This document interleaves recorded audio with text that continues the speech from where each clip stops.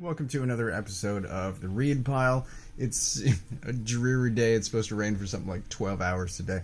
But I've got two volumes of Dragon Ball Super here. I have...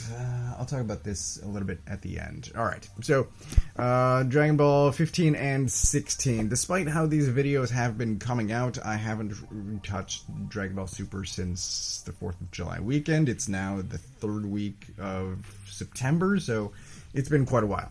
And I've been working my way through my maybe shelf, the stuff that the stuff I've read once before, and the last time I reorganized the office, I put a bunch of stuff that I wasn't entirely sure about all in one single shelf, and now I'm working my way through that.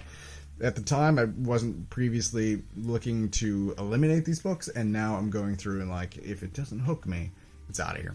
So for about 2 solid months, I've been reading a bunch of stuff that I honestly don't like in between my weekly books, and I have this stack next to me of Dragon Ball Super, and I'm like, after Hard Boiled, which it was largely about Lumberjanes, and then I threw in Hard Boiled at the end of it. But after Hard Boiled, which was a great sort of palate cleanser, I'm like, I want to catch up on Dragon Ball Super. I want to read something that I know I enjoy. And so I got back into this. I read both of these yesterday, which is rare for me. But Dragon Ball Super 15. This is the end of the Moro storyline, and I've got 2 bookmarks in here, so let's quickly talk about the art, because I normally riffle through these things, and it's going to, get stuck at the bookmarks. Anyway, so this is pretty rare, this sort of panel layout. Double page spread. There's another one here, I think. No, it's after this. It's this here.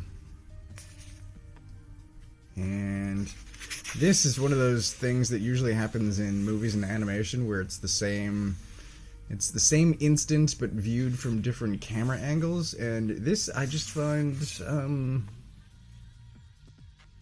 I was going to use the word innovative, which feels wrong, but it's rare for Dragon Ball to do this. I'm sure other manga do, and certainly American comics do all the time, but you don't often see 2-page spreads in Dragon Ball. I don't know that I've ever seen it. You get a lot of single-page splashes, but yeah, I enjoy it. It's a nice change of pace. I really think, because one of my complaints early on was this guy was using too many panels per page, and the font size was weird. And if you see my earlier videos, I'm like, the character designs are right.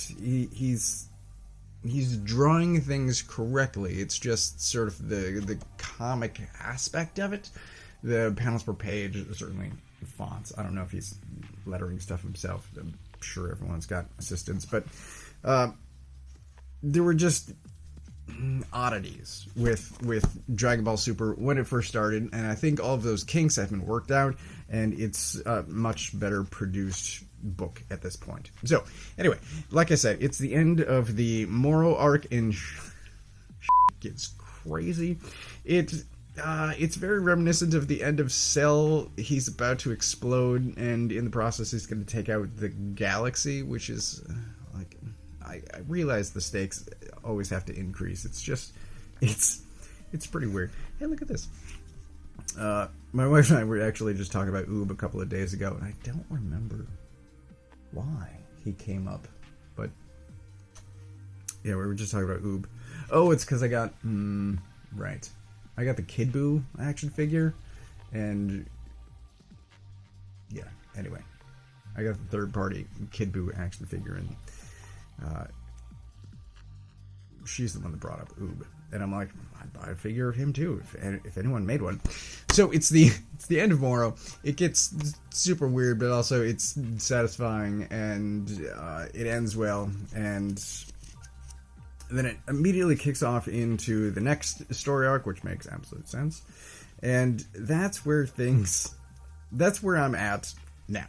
So finishing Moro, because it's mostly fight, it's minimal talking. It was a much faster read, and then I get into all of this and all of this, which is a lot more talking, and it took longer to read, but all of that is perfectly fine.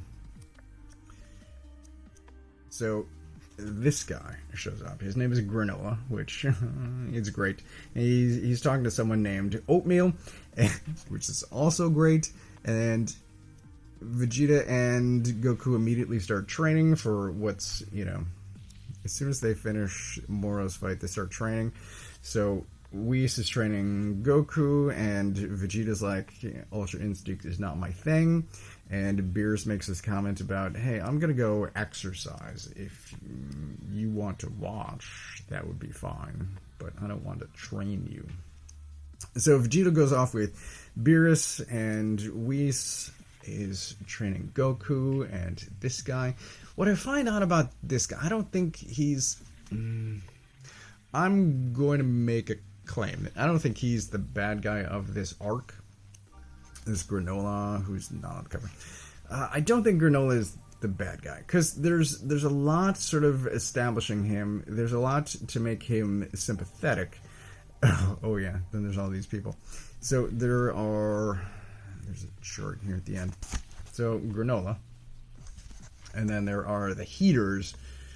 The names in this are so amazing. So there's gas, Maki, which is firewood, I believe, and then there's oil and Alec. They're all related. They're the Heeters. They're somewhat in opposition to Cooler's army, to Frieza's army, sorry, and just naming. It's fantastic stuff. So this is Granolah. Here he is in color. I'm saying I don't think he's the villain of the arc. Probably it's the Heeters, because they have been established as actual villains, and Granolah is largely sympathetic. He's... I don't want to say too much, but he's not evil. He is currently in opposition to Goku and Vegeta. There's a new dragon. For perfectly valid reasons, and that's fine. And they do start fights, and if Vegeta allows Goku to go first, which is novel, which means he's ultimately going to lose. Someone's going to get powered up, and then Vegeta tags in. That'll be in the next volume. And then other people get powered up, and it's a whole escalating thing until ultimately Goku wins, because that's how things work. Anyway, this is... It's fantastic. I'm having an absolute blast reading all of this. And I've got five more up through 20... What is this? I think there's a time jump in here. So 21, I've got up through 21. Which might be all this out. I don't know. I know it's on hiatus since the death of Toriyama. But they have announced that it will be resuming. And... who knows what that's going to be like.